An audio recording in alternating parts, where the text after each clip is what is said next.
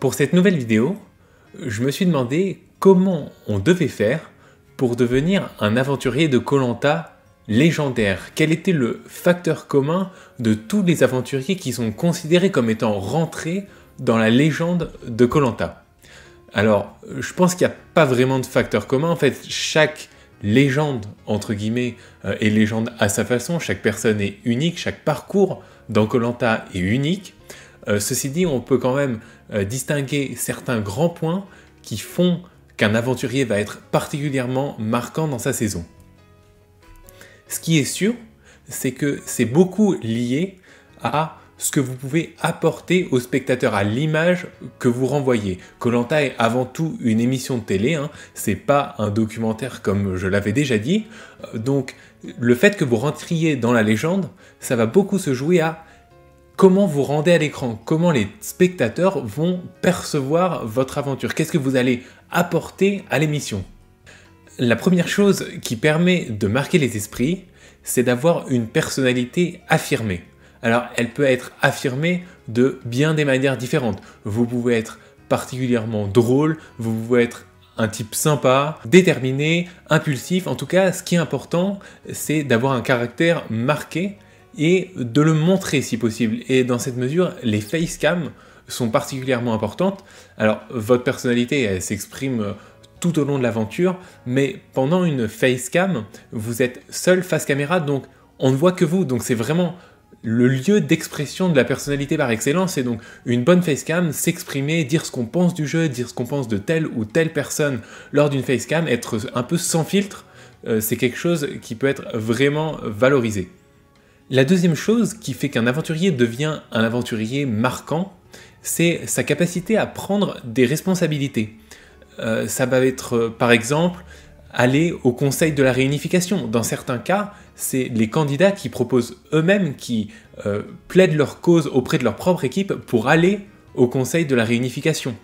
Ça va être devenir chef de l'équipe. Alors ça, c'est un peu plus difficile parce que en général, ça se décide par une épreuve. Donc c'est qu'une question de performance sur une épreuve. Mais enfin, si un jour, il y a la possibilité de se porter volontaire en tant que chef d'équipe, en particulier dans le cas où la personne qui a gagné l'épreuve ne se montre pas à la hauteur, souvent dans les conseils, Denis dit qui veut prendre le rôle de chef d'équipe puisque un tel ne fait pas l'unanimité. Et là, il faudrait, dans l'idéal, pour être un aventurier marquant, se proposer et ainsi attirer l'attention sur soi et prendre ses responsabilités. Ça peut être aussi demander à son équipe d'aller chercher les lettres des familles. En général, il y a 2 aventuriers qui font une épreuve et de leur succès dépendra le nombre de lettres qui vont être capables de ramener à leur tribu. Donc ça, c'est très important et c'est quelque chose aussi qui peut mettre en valeur un candidat. Ça peut être aussi tout simplement imposer sa vision lors de la construction du radeau.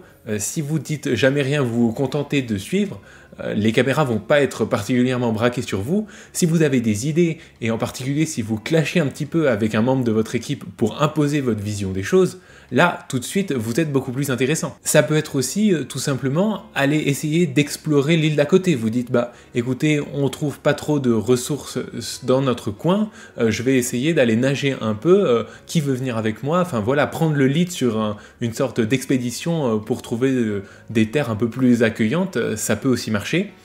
Enfin bref, l'idée c'est vraiment de vivre l'aventure et de créer du jeu, créer des situations qui vont permettre de se mettre en valeur. Alors bien sûr, c'est à double tranchant.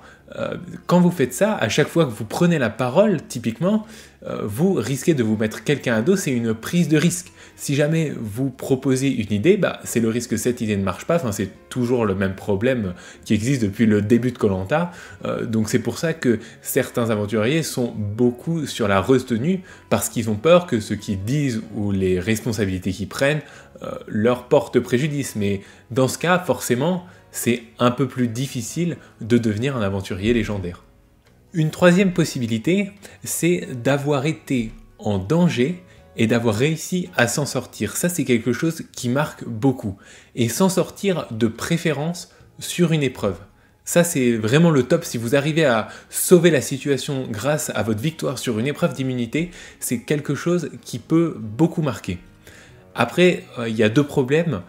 D'une part, c'est que ça dépend beaucoup de la situation, c'est-à-dire que vous n'avez pas le contrôle sur ce qui va se passer, vous n'avez pas le contrôle sur le fait d'être mis en difficulté ou pas, et d'autre part, c'est pas suffisant pour faire un aventurier légendaire, parce que en général, la mise en difficulté, elle est ponctuelle.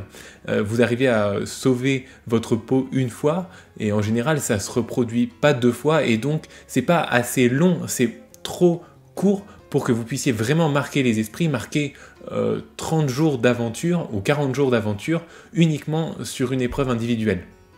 Alors bien sûr, pour poursuivre dans cette idée, l'idéal, c'est d'avoir ce côté un peu seul contre tous. Imaginons, vous êtes arrivé minoritaire à la réunification, chose extraordinaire qui se passe très rarement, l'équipe adverse arrive à rester soudée, donc vous vous faites éliminer un par un, mais grâce à votre stratégie, grâce aux immunités individuelles que vous gagnez, vous arrivez à vous maintenir envers et contre tout dans l'aventure. Et ça, c'est quelque chose de plus long et qui peut vraiment marquer les esprits, qui inspire la sympathie, qui crée du suspense en plus pendant les épreuves, parce que tout le monde se demande si vous allez dégager ou pas. Comme vous êtes outsider, les gens vont avoir tendance à vous soutenir, et donc ça c'est du tout bon pour vous, mais c'est très dur à réaliser, parce qu'en général, quand l'équipe adverse est très soudée par exemple, et a décidé de vous éliminer, vous arrivez à créer l'exploit une fois, 2 fois, mais ça finit toujours par casser.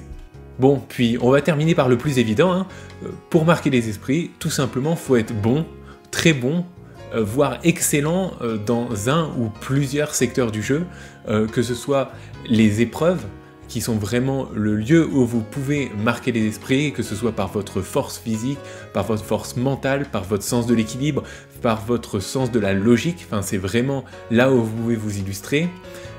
Ça peut être aussi la survie, qui fait partie de l'ADN de Koh-Lanta, qui a tendance à être mise un peu en retrait, je trouve, ces derniers temps, mais qui reste quand même très intéressante pour mettre un aventurier en valeur. Alors, le problème de la survie, c'est que c'est difficile, tout simplement. Arriver à créer un coup d'éclat en survie, faut vraiment bien s'y connaître, faut être débrouillard, faut être bricoleur. C'est quelque chose qui est apprécié des gens, mais c'est pas évident, c'est vraiment pas donné à tout le monde. Faut ou avoir un sens inné de la débrouille, ou s'être beaucoup entraîné avant, et ça c'est pas du tout facile. J'ai fait une vidéo sur le sujet, je vous invite à la regarder si jamais ça vous intéresse.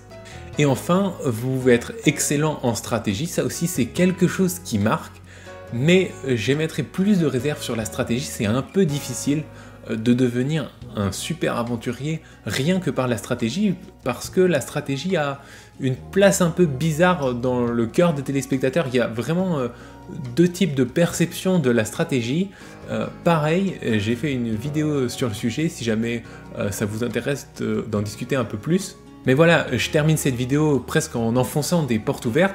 Si vous restez toute la journée allongé sur la plage, personne ne va s'intéresser à vous, alors qu'au contraire, en étant bon, vous gagnerez en confiance, et du coup vous créerez du jeu, vous créerez des situations atypiques, des choses qui vont marquer les gens, et c'est comme ça que, à mon avis, vous accéderez au statut de légende de Koh-Lanta.